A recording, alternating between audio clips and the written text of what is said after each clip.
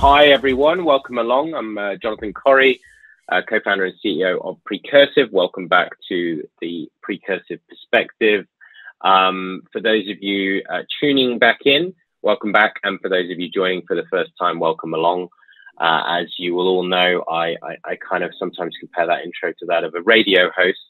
So I put on my most radio voice for that moment. I mean, we've been exploring a range of topics in and around the world of customer success, services.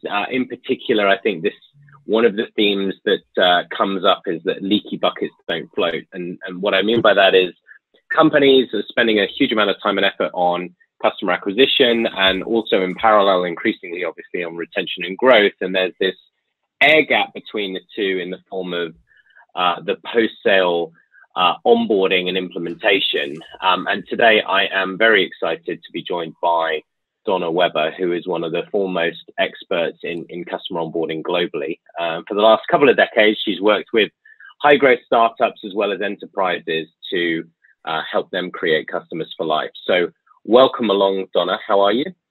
Thank you so much, Jonathan. I'm doing great today. Thank you. Excellent. And so we're very far apart in the world. You're in Silicon Valley and I'm in London.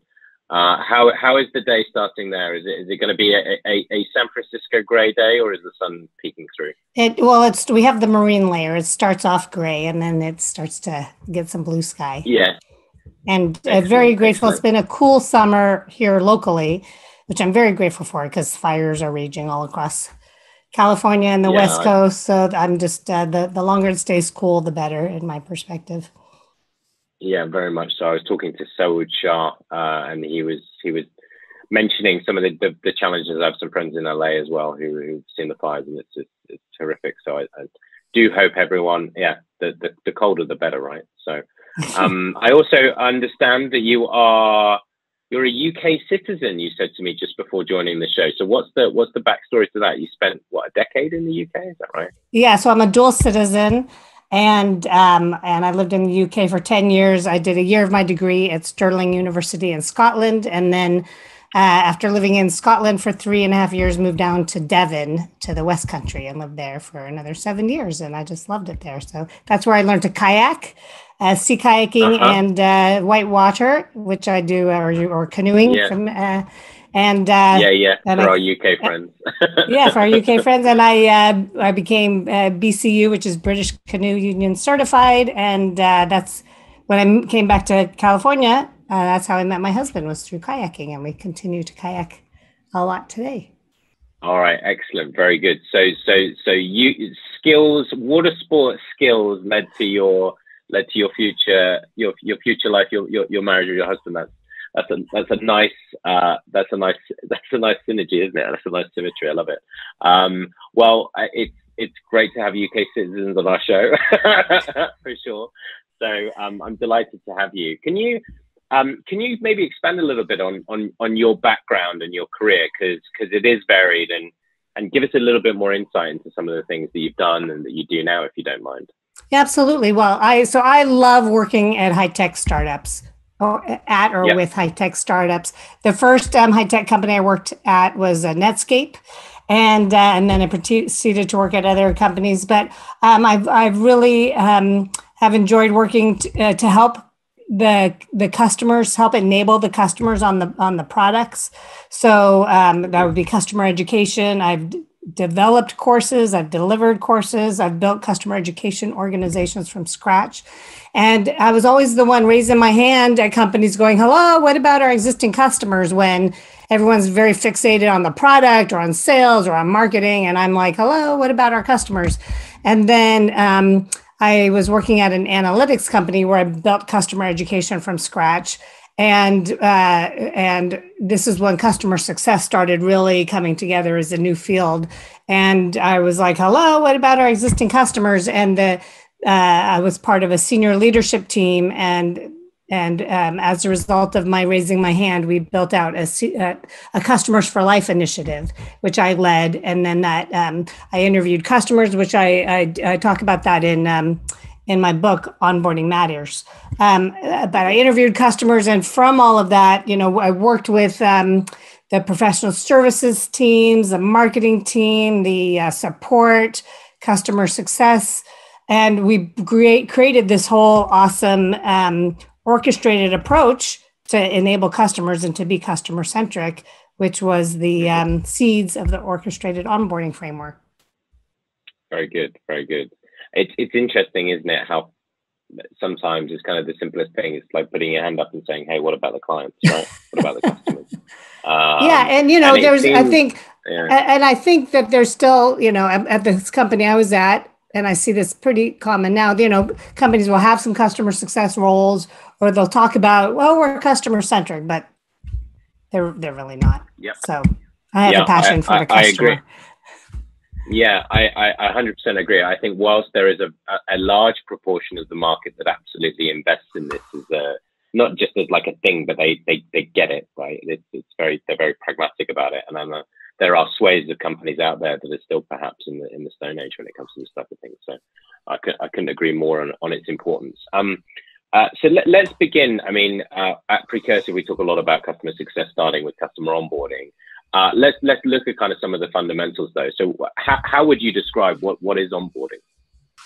Well, I'll have a look at the epigraph of my book, which is onboarding is defined as the action or process of familiarizing new customers with your products and services. I love it. That's Great. How I define it. Excellent. And so I would say, though, that means many different things. I would imagine when you go in and you talk to companies like that certainly resonates with me. I would imagine that manifests itself in very different ways or means very different things in the companies that you go and talk to, though, I would have thought. Yeah, what I find is, so I really see onboarding is, really about driving customers to value, to some initial value, and knowing what their success outcomes are and helping them to reach them. And when I talk with companies about onboarding, what I find quite often is that they're using the word implementation and onboarding as synonyms. And I don't agree with that. And I've written some articles around onboarding is not implementation. And we could dive into that if we like. But in this world of subscription software, and not just software, I mean, many things are sold as subscriptions now, but it's no longer enough to throw your product at your customers. It's really about getting customers to value and building relationships. And I really make it in the orchestrated onboarding framework. And in the book, I really go into detail about how important those are and how to do that. That's interesting. Yeah, when you talk about that, it'd be interesting to explore that more because, when you say the word implementation, there's the association that I draw there is there's a project, right? Like there's a project for an implementation, and naturally there might be some technical elements to that. But if you're a customer, you don't consider yourself a project, do you? You consider yourself a customer. I think that's a great point, Jonathan. Yeah, that's something I've been saying is, that we're working with people and not just customers, not just logos, not just recurring revenue, not just a churn or a renewal, and also not just a project, we're working with people.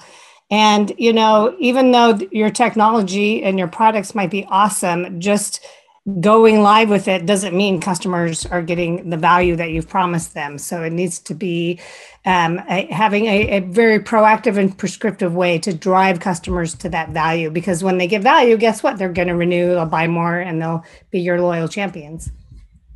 Yeah, absolutely. There's often a disconnect also between the perception of where the customer thinks they are in that journey and where the vendor thinks they are. I was talking to the head of services for probably about 100 million ARR software business, SaaS business. And he said it was quite illuminating when he was talking to one of his customers and was like, where do you feel like we're at? And this was 6 months into the relationship post, and they'd gone live 3 months previously. And the customer said, well, yeah, we're still in that onboarding phase. And the head of services was just thinking to himself, like, really? Are we? Wow. Like we're done with you. Yeah. Well, like there's just that massive disconnect between like I think, vendors think that's the mistake, right? Is you think, oh yeah, you go live and then everything will be successful. And I would imagine, do you think that's one of the key trends that you're seeing in this space, that companies are a little bit more, or at least more progressive ones are a little bit more attuned to this. Is that one of the trends that you're seeing, that people are really embracing this as a, like, we need to get onboarding right, for example? Well, I absolutely, Jonathan. A few years ago, so I've been talking about onboarding for several years now. And I would say 3 years ago, there were times I wondered if my messaging was resonating. And over the last 12 to 18 months, companies are definitely realizing, wow, if we don't get onboarding right, nothing goes right. If you don't get onboarding right, you're chasing, and what happens? You're reactive, and accounts are coming up for renewal. You find out maybe they never even got fully implemented. Maybe they never got value. And guess what? Now you're throwing in the troops, you're parachuting in, the firefighters. And how much is that costing you? How much is that eating away at margins? How much is that costing you in bad relationships? You're having in the before times, you're maybe flying executives across the world to like go in and to save accounts. And we just can't be working that way. And we worry about customer churn, but when you're living in that reactive firefighting place, you have to also worry about employee churn, because, you can't always be pulling all-nighters and to save companies. And also, a lot of companies I work with, every customer is a special snowflake. Every CSM or onboarding specialist is doing their own thing. The success of the customer is very dependent on who they're working with. And there's nothing that's repeatable or scalable. So as the company's growing, and some companies have really thrived over this last year and a half, with the technology. And so now they're getting this tsunami of new customers coming at them, or maybe they've got some investment from funding, some investors. Generally, that goes into the sales marketing engines. And suddenly there's a tsunami of new customers coming at them, and those post-sales teams have no idea how to go beyond this kind of high-touch, white glove treatment. And so maybe they've done onboarding, but it's been this very ad hoc, reactive, special snowflake. And now it's like, oh, we've got to find a way to scale, to be prescriptive, to be proactive, to have this defined journey and not just be kind of all over the place. Mm. It's interesting you mentioned the messaging piece then, that you feel it's resonating more now than maybe perhaps a few years ago. I would absolutely concur with that. As some of the folks that were part of Precursive in one of the businesses that we acquired, and you met them at Pulse previously, right? And we were talking about that just before.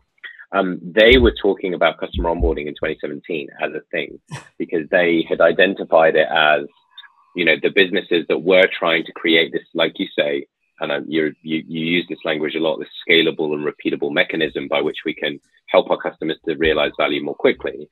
But they could see it as like, this is different to just like project management or implementation. This is a different thing. There is a different set of skills needed, organizational capability, and indeed technology. And I know that you've been doing a lot of research yourself in this area, which forms the basis of the book. Could you maybe, what are some of the key insights that you found that came out of that research that you think would be interesting for people to hear about on the show? Well, before I go there, I just want to say, so I'm reading Wayne McCulloch's book called The 7 Pillars of Customer Success. I don't know if you've had a look at that one yet. Shout out to Wayne. He's at Google, right? Hi, Wayne. Hi, Wayne. Google Cloud. So, one of the things he calls out in that book is that we've moved from customer success 1.0, which was that kind of anything to make the customer happy, successful, renew, to customer success 2.0, which is how can we scale? How can we be proactive? How can we be repeatable? So the whole field, we're our field of customer success is like a startup. So, just like any startup, you start off, pretty reactive, and you're going to do anything to make things work. And now we're looking at how we can create processes that have impact, what's repeatable, what's scalable. So our whole field is moving in that way. And so I believe that's one reason why onboarding is getting more focus as well. No, absolutely. Yeah, I think there's a lot of thinking now around, like, you can't be reactive and on defense in customer success. Like, if if you're fighting fires, you can't be proactive and delivering value and doing that in any way, shape, or form at scale if you're just chasing your tail like the Tasmanian devil. Exactly. That's So very true. One company I was working with, they're based in Finland. They they had a CSM team. So a lot of companies are like, yeah, we need customer success, but they were really renewal managers. And so they were out there doing the renewals on the last 30 days, maybe the last 90 days. And they were just so swamped. There was no way they could do any kind of customer engagement in the early days. So I said, well, let's look at where does all that, and their churn rate was way too high. So we did some analysis. Where is that churn happening? And we found out it was the first 90 days. And then we dug in deeper and we found it was the first 30 days. And so we could be waiting till the renewal happens. But if everyone's churning in the early time, then we've lost the game. So that was really business case enough to say, hey, we need to move these customer success managers to the beginning of the customer journey. And some of the research shows that if you add together all the different factors like poor customer service, lack of getting value, when you add all that together, which is equals to onboarding, it comes to greater than 50 or 60% of all customers churn takes place during onboarding, because when customers fail to launch, then you're never going to get to the renewal. Interesting. Yeah, we do our own annual survey, the customer onboarding benchmark survey. So that data point's even higher than what we found, Donna. So I think we found it was circa 25% was linked to onboarding. I think what you mentioned there is really interesting though, because the number one factor that companies were saying was the reason for churn was wrong product fit, right? And then you would also see things like customer service or change of stakeholder and things like this, right? That were driving churn. But to my way of thinking, I think your way of thinking is like, if those things are still going to be present. So for example, if we're still going to see, for example, mis-selling, or maybe it is a bad fit, right? It is just a bad fit. And those things are going to continue. They're not necessarily as in your control as the onboarding process, where you do and you can exert much more control. So if you accept that those things are still going to remain and you're still going to lose a proportion of your cohort, and then you're failing on onboarding, that is quite a large swathe of potentially of your portfolio that's now almost unnecessarily at risk. Yeah, for sure. Yeah, absolutely. And, maybe they might say it's a bad fit because they never had somebody showing them how to use the product. Or maybe, if you come in right as the contract's being signed and build a success plan and really help them see that, define or validate the success outcomes and then make sure they reach those outcomes, then maybe that bad fit becomes not such a reason. Or maybe you engage a CSM even before the deal closes and you can say, hey, this is a bad fit. And you can, you hate to say it, but maybe you say that they're not the right fit to sell to. And then you reduce your churn right there because you never got that customer to churn in the first place. Yeah, no, I love your point around the reason they're not a good product fit is because you perhaps they didn't even know how to use the product correctly. So absolutely very on point. You highlight an interesting data point that companies in your research, you were seeing between 10 to 20% user churn during a year. So could you maybe talk a little bit about that data point and what was it that you found around user churn, and then what are some of the implications for this idea of like continuous onboarding and learning and the importance of it, if you don't mind? Sure, because we talk a lot about customer onboarding and we think about the account. We're onboarding an account. But the reality is that there are people that need to use the products. And if they don't know how to use the product, then it becomes shelfware. So a lot of companies will put energy into getting those initial users trained. And they're like, okay, check, we're done, But at some companies, their customers, there's high turnover. So for example, I work with a company that provides, it's basically like an ERP solution for nonprofit foundations and federations. And at those foundations and federations, there's a lot of volunteers and there's a high turnover. So they will spend, I mean, for this company, they spend up to 24 weeks implementing the product. And let's say, great, they get that first group of users trained and they're like, woohoo, we're done, But within 6 months, the original team that was trained may be gone. And if those new folks don't know how to use the product, maybe they can know how to log in, maybe they know how to do some basics. But if they don't know how to really get value and to drive transformation across their business, then, maybe in another 6 months, people start wondering, why are we using this? Why are we spending all this money on this product nobody knows how to use? So I like to say that onboarding is ongoing. And it's not just that check, we're done, onboarding's done. And of course, there's that initial onboarding, that initial implementation. Yep. That's the check the box. There's a point where you got to say, yes, onboarding's done.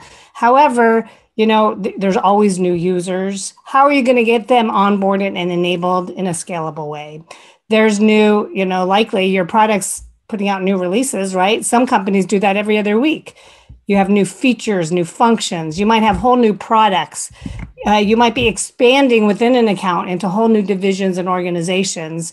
And so it's important to think about what is needed to onboard all of those elements across to keep driving that customer to value. So it's really important to define some initial value so they can be celebrating that they bought your product. But how are you going to keep helping them transform their business as a result of using your product and use it in more sophisticated and more complex ways so that they're really getting ongoing value?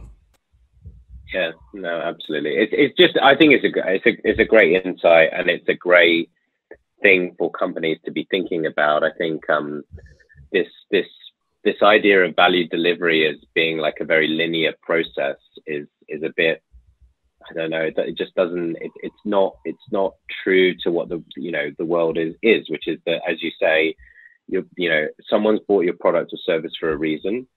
If they've got that initial value, then very likely they're not just going to sit there on their laurels and say, oh, great, let's all go home. It's like, well, how can you do more and better things for them over time, right? And particularly as, the markets that we operate in, it's a lot of services teams or project management teams, using the solution. That world is constantly getting, companies with higher volumes of work, a mix of like agile and waterfall deliveries, more they're working across more products and services. So we're continually under pressure to, obviously from a roadmap perspective, but also from an onboarding perspective and an education perspective, because you're more and more people then in this business that's growing are using your service, and there's more and more criticality on it. So all of what you said, absolutely. Yeah, and how can you be that partner that's not just providing a tool, but helping to lead your customers so that they know you're helping them do the latest and greatest, and helping them figure things out that they wouldn't necessarily do on their own. That's where we need to be as companies, is to helping to be partnering with our customers and not just giving them a tool. And the reality is, in the software space, that software is becoming more and more commoditized, and what sets companies apart is not as big as anymore. So what maybe your key differentiator now is the services you provide and how you're really helping your customers be heroes and not just use your product. Yeah. And so in your book, you talk, it's this orchestration, right? And, bringing various different things together. Talk to us a little bit about what's kind of the underlying concept of the orchestrated onboarding. Is that something that you can unpack for us a little bit? Sure, absolutely. Well, one of the fascinating things around the onboarding time is there's lots of different players involved. So likely you have some sales teams, sales reps, sales engineers, you've got consultants, implementation analysts, you've got customer success teams, you have support, education, you have onboarding. And there's a lot of moving pieces. So it's this very vulnerable time and a very kind of, lots of different folks involved time. And so I created a framework to help drive customers along the journey and help internal teams work together for the customer. It's called Orchestrated Onboarding, and there's 6 stages. The first is called Embark. The second is Handoff.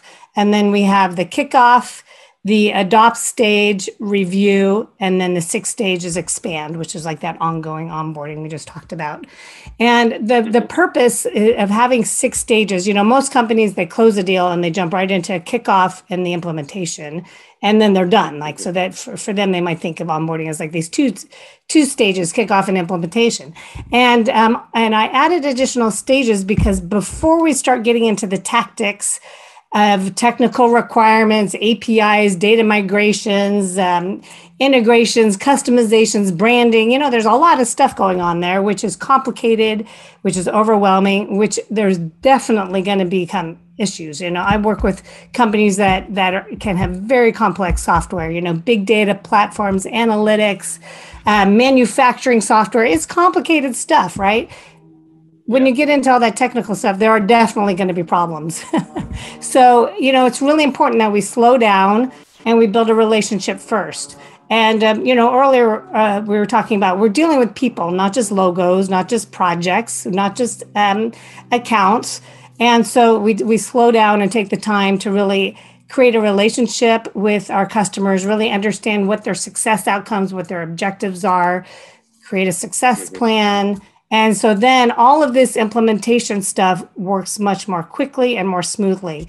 When I talk to companies and they say, they're having all these problems with implementations being delayed, having to go back to the sales reps because things that, expectations aren't right or what was sold, you can resolve a lot of that in the first 2 stages of the orchestrated onboarding framework. Okay. I like it. I think there's also something that I've observed. You talk about commoditization, right, in software. One of the byproducts of commoditization is customers learning on their own, right? So the ability of customers to do a lot of research and then engage vendors when they believe that they found the 3, 4, 5, 10, sometimes they're talking to 15 vendors, for a solution. And that has advantages and disadvantages because if your research leads you to 4 companies and they do a standard product selling, it's like, what are your requirements? Here are the features and benefits. And as you say, it's like, well, we can do all of those things, and they select one. And there isn't that consultative approach pre-sales about what are the outcomes, what are the success criteria, how is the change going to be managed? That's where you often see projects fall over because it's like, well, we thought we bought the right thing, but we haven't actually really communicated well internally why we're doing this, what's this change about, et cetera, et cetera. And then you've got an onboarding and a success organization that's trying to then shape that, post-sale much better. And I think that's why it's so important that companies have a good commercial process and a good sales process and methodology that captures the goals and the outcomes the client wants to achieve and how they believe that they're going to get there. And then that transitions into the onboarding organization who can say, this is what you've told us. I don't want you to repeat yourself. Is there anything else you want to add? Right? Yeah, let's validate that. Everyone hates, let's validate that rather than, hi, why did you buy from us? Sort of thing. So, yeah. Tell me again. You've been talking for us for 6 months. Yeah, tell me, repeat everything that you just told me for 6 months. And is that, so do you see where I'm coming from on that? It was the point that you made around commoditization and that, it just really struck me. Absolutely, Jonathan. At all? Yeah, well, I'm working with a company. They have a marketing platform for real estate agents.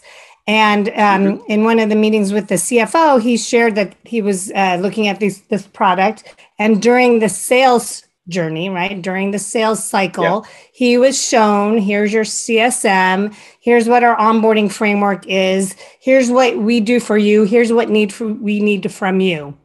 And they actually include that in the contract. They have a website where you can go and here's the whole plan. And am I allowed to swear on this podcast? 100%. You are a UK citizen. You can say what the fuck you want. Well, I'm just quoting here, but he said, this company has their shit together. I want to work with them.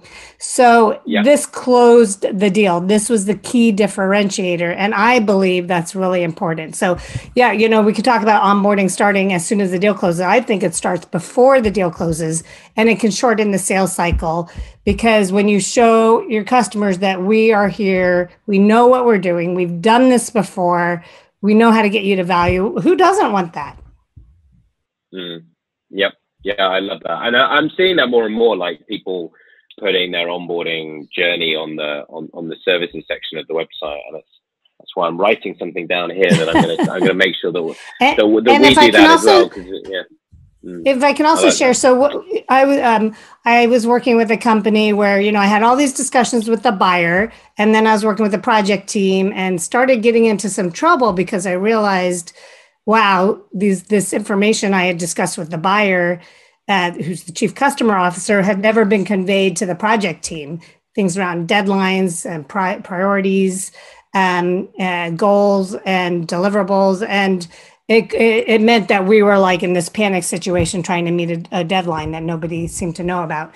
So I was like, if I'll swear again, I was like, oh shit, I got to use my own methodology here. So I now use success plans when I work with companies. So, let's say you're the buyer, I'm meeting with you. We define what the success objectives are, what the metrics are, how we're going to work together, what the project's going to look like. And usually when I work with a company, I'm working with a whole team. I call it the core team. So now I take what we've discussed with the buyer, and that buyer's in that core team, but now there's other people involved, and I take those objectives and metrics and turn them into success plan. And the first meeting we have together, we review that together, we refine the objectives, we get the input, the buy-in from everybody, and the projects go much more smoothly. We know why we're all here together. We know what we're doing. I capture a RACI, which is who's responsible, accountable, consulted, and informed. I capture who we need to escalate to if there's any issues. I have, called CEOs on their mobiles to say, hey, this person's not showing up, or this person's being a blocker. Everything runs much more smoothly. So that is like the first step of every new company I work with, is we start with a success plan.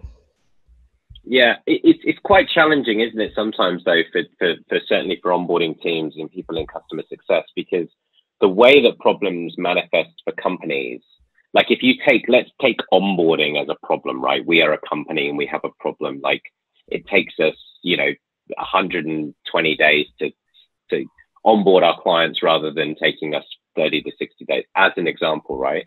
The way that problem manifests itself for a business, we work with some companies in communications, for example, where they recognize the revenue at the go live, because that's the way the contract structures. So the subscription start date is the go live. So that delay has a very significant monetary impact for the CFO, for the board, the investors look at it, right? However, a person within, the onboarding or the implementation organization, potentially they aren't even aware that that's an implication for the business. And quite frankly, they may not be measured on that or care. So as you say, it's like, you've got all those different goals. Do you find though that more and more, I guess, the best people at onboarding are able to, you like this idea of the symphony, right? Are they able to create these almost like collective learning moments where they're really good at bringing the stakeholders together, so that there's this, you want this, you over here, you want this, but we're all shooting towards the same goal? Do you feel like that the best teams are doing that? They're kind of bringing everything together much more cleanly, would you say? Well, when I work with companies, that's what we do. We bring in everyone who's involved, so that we do create this cross-functional approach. With companies where they need to recognize revenue, with one company, they have a supply chain management platform. We start the first two stages of onboarding before the deal closes. So in the last two sales stages, we start onboarding, so that way, as soon as the deal closes, we're off to this race, so they can get to a certain point of value where they can recognize revenue. And so in that company, it was absolutely critical that the sales teams are engaged, because they need to start collecting key information like data requirements, a lot of information, so that the post-sales teams can be like moving forward on all of that, even before the deal closes. The thing is, Jonathan, a lot of post-sales teams, we talked earlier, there's support, there's, services or implementation teams. A lot of them are still incentivized or measured on very internal metrics, like the number of support tickets or the time to close a ticket, a case resolution, how many tickets are in the queue, consulting, utilization rates, education, how many courses have been delivered, some CSM teams, how many meetings they've had, and it's like, but does any of that have anything to do with value? Does any of that have anything to do with the customer? So there is a lot of opportunity to really start, turning the lens to the customer and the value and really seeing, like I always say, like whatever we measure, that's going to drive behavior. So if like I've met with CSM teams who like they're measured on how many meetings they have with customers. So they're busy having meetings, but are they driving any value? Are they are they just driving customers to like say, stop meeting with me? So, and then these CSMs are exhausted because they've been in meetings all week and they don't even know like where their heads are. So we really need to know like what is the key, what's the key, like is the key to get like with one company, they have a CRM, they're based in Hungary that I work with. Their goal is to drive like, let's say they sell 50 seats. They want to get to like within the first 30 days, at least 50 active users. So then we got to measure that. We got to drive that behavior, whether that's through education, through support, through CSM, through implementation. Everybody needs to be, behind that, whatever that metric that's going to really show customers are getting value. It is. You are. I would imagine you are. I am. Would you say it's changing a little bit, particularly around like the metrics that matter, right? I think that there's a lot of metrics, for example, in the world of services. You mentioned like utilization, right? As they're very inwardly focused. They're all about us as the vendor or the supplier. I do see that changing. I think the world of SaaS has shifted many of the traditional services organizations to think much more about value, time to value, outcomes, and these types of things. And there's almost this modernization of some of the metrics, particularly in the world of services and onboarding, where they are much more customer centric. Whether it's necessarily gone all the way there, some of them are still focused around maybe consumption or things of this ilk. Are you seeing it shift a little bit? Are you seeing the world of like how people think about these metrics shift, or do you still think in the main it's still way too I think there's a long way to go. A long way to go there. So for example, despite SaaS being very established, I think most sales teams are really stuck in the perpetual license framework of like new logo. Some companies are starting to talk about ideal customer profile. Are they really enforcing that? Some companies are, but that's not the norm. It's really close the deal, and throw it over the fence and let the implementation teams deal with it. So I see a lot of post-sales teams are still very siloed. There is some movement there. More of those are all being brought under the umbrella of a customer success organization. So I would say there's some movement there, but we're at the beginning of that, as Wayne McCulloch says, a customer success 2.0. So yes, I would say we know that those are important, but many companies are still entrenched in the internal metrics. Well, a lady that's coming on the podcast, who's the CCO at HackerOne, for example, we were talking. I'm actually going to be chatting to her after this and recording her session. One of the things, her name is Amanda, so hi Amanda. One of the things she mentioned, she comes from a world of services, right? She comes from a consulting background. And my comment was like the worlds of services and success have to work much more closely and they're being more integrated. And she was like, well, it's always been that way. And I said, well, that's your experience in the last 6 years where services organizations are under, in certain businesses, the CCO, right? When I started and when we started this business and in my career, the services organization was into the COO and to the CFO because it was traditionally seen as a source of margin and not as a source of ARR or retention or growth. And so I think there is this change, but it's very much like you say, there are pockets of it, where there's more of this modern thinking, and then there are other organizations which are still very, very different. Which leads me on to like the last piece that I wanted to talk to you about, which is there is a lot of conversation now around outcomes, about how can we drive outcomes. Sales is selling outcomes, onboarding is enabling those initial outcomes, and customer success is driving those things over time as they evolve or change. What, you know, is this something that you see a lot elsewhere? Like, for example, are you seeing companies refocus their efforts to improve time to value and drive more outcomes? What are you seeing? I see companies are starting to talk about initial value. When I talk with companies, a lot of them don't know what initial value is. They don't measure it. A lot of companies don't measure. They don't know quite how long onboarding's taking. So there's conversations happening. So again, I think we're at the beginning stages of that. So there's more talk around value, and then, you know, but what is value and how long does it take to get there? Those are where, you know, where people are starting to look at that now. Okay. And then finally, so yeah, so I really enjoyed the conversation. So thank you so much. So finally, then, you have these different steps, and you've done this research, you've done a lot of analysis, and you've clearly put this into place. So if you were an organization who has a problem in this space, right, and things aren't going as well, where would you recommend, obviously reading your book, number one, or picking up the phone, getting in contact, but where would you recommend that companies think about starting first? What should they look at maybe first if they want to go about actually fixing this and going about things the right way? I recommend picking up the phone and talking to 5 to 10 customers.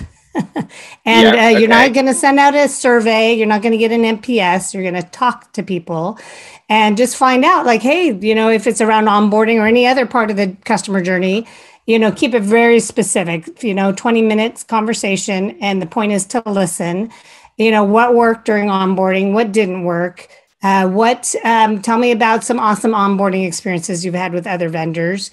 And if you have a magic wand, what is the one thing you would change today? Those might be 4 questions you ask, and start seeing what trends are revealed. You know, your customers know what's working, what's not working. And you start hearing, I find after 5, 6 interviews, I start hearing some trends. I start seeing some things. When I worked at the analytics company, I started hearing customers talk about customer success managers. We didn't have that at the company. You know, internally, we thought everyone needed these, you know, very skilled technical experts. And the customers told us almost verbatim over and over, we don't need a technical expert. We need a quarterback to guide us along the journey. And so that was instrumental in our innovation of how we addressed customer onboarding and customer success. So listen to your customers. One company I'm working with on a tech touch customer onboarding, we interviewed their customers and we heard it'd be great to have in-app chat. So, you know, and what I heard over and over from customers and internal teams was we need to ask questions and we need to get the right answers because the product is very complex, a big data platform. Yeah. And so now we're exploring some in-app chat, which is a way to have this tech touch, but a high touch just at the right moment could be like transformational. So really learning, like, you know, the customers have the answers. That's where we start. Brilliant. Donna, thank you for coming on. Very, very obvious, certainly to me, and I'm sure to all of our listeners, why you're such a respected figure in the world of customer success and customer onboarding, and certainly a thought leader. So thank you ever so much for joining. Obviously, one of the University of Stirling's finest alumni and a former resident of Devon. You're welcome back on the show anytime. So thank you ever so much. Oh, well, thank you. I have a passport in. Brilliant. Thanks, Donna. Jonathan, I thoroughly enjoyed our conversation. Thank you. Oh, you're welcome. Thank you.